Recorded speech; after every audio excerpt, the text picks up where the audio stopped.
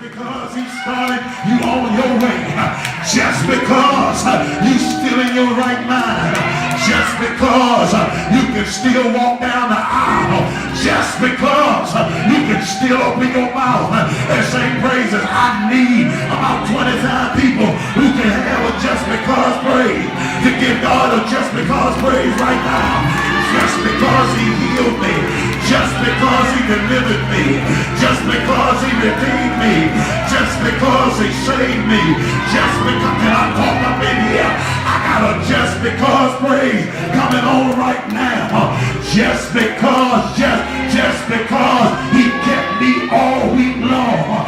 Just because he gave me strength for my journey. Just because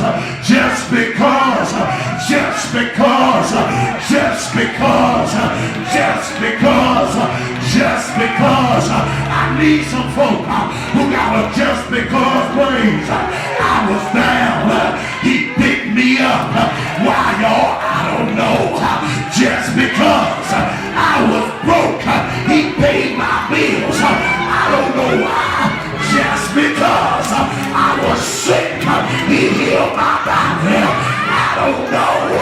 Just because, is there anybody in here who got a just because? I had about 15 people in here this morning who came ready to give God glory. Is there anybody in here that you've had a victory this week?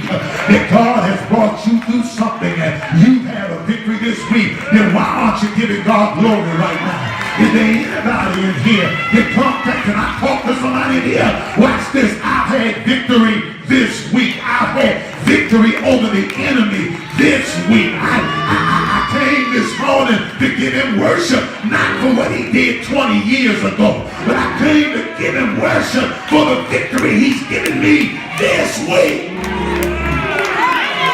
The reason some of y'all can't give him worship is because you still walking in defeat. But I wish I had me somebody who really understood the victory I have in Jesus Christ. He's given me victory. Watch this. You have to understand. Watch this. Because many of us don't even begin to understand what God is trying to point out to us in this text. He's trying to let us know, watch this, the Son of God, that between Melchizedek and the Son of God, watch this, that because he's receiving tithes from Abraham and Levi, watch this, he was the greater. See, watch this, you never pay tithes to anybody less.